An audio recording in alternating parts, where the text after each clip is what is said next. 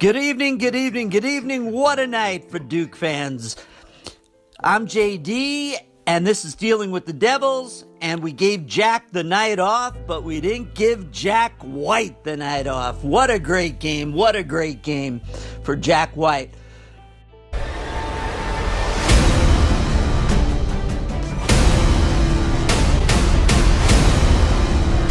Let's start from the beginning here, which is that even though Duke lost a game to Virginia in which they were just one Trey Duval pass away from tying the game, they still managed to come up in the polls in the 4th spot where they were before the loss.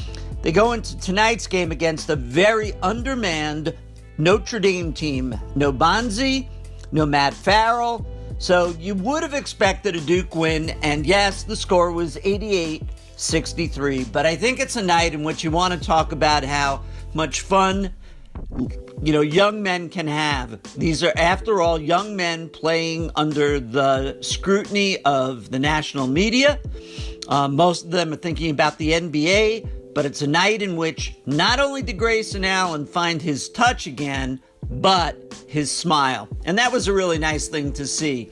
So the Duke starters, actually, Mo Baggs finished with 12-8, and obviously a subpar performance for him, but the backcourt was back, and Gary Trent Jr. had 22, shooting 8 for 16, 6 for 10 from the three-point land.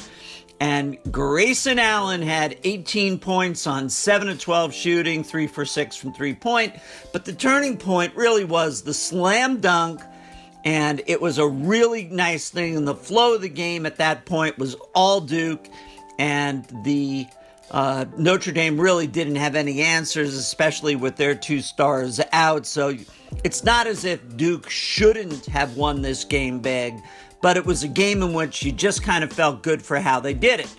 So Wendell Carter with 17 points, 7 rebounds, Mo Baggs 12-8. So for a combined 29-15, and for the two bigs, you're going to say, hey, that's kind of disappointing for them, but we might as well give them a night off along with my co-announcer, Jack. Grayson had 18, Trent 22. They combined for 40. It was nice to see the backcourt light it up. Gary Trent also did one of those strange nights where he had 10 rebounds to go along with his 22 points. Grayson Allen had 8 assists to go along with his 18 points.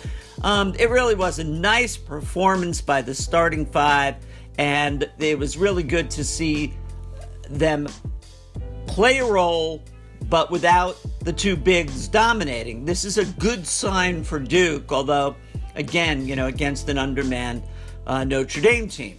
But the story tonight belongs to not my fellow announcer, Jack, but Jack White, the Aussie.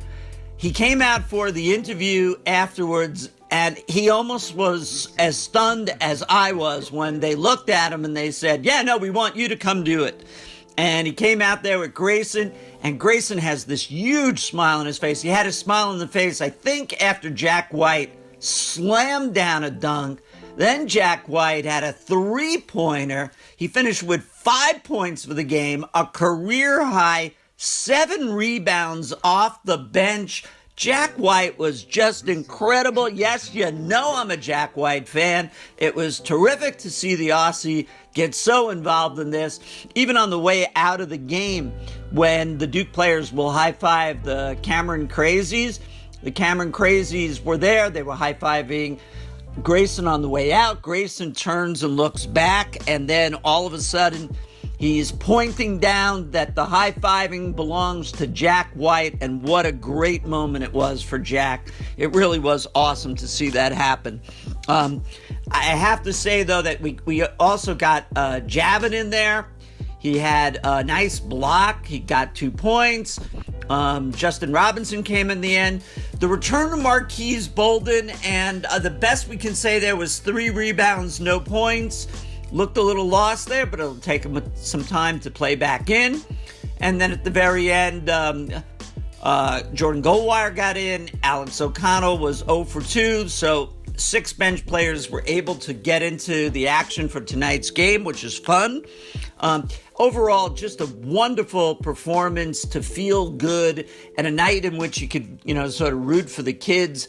And it really was, spectacular to watch it.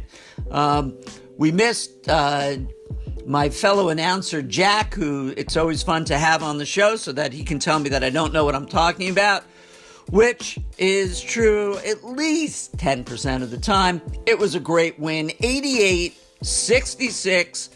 And the next game will be Saturday against St. John's. Always a fun matchup for Duke. I'm JD. This is Dealing with the Devils.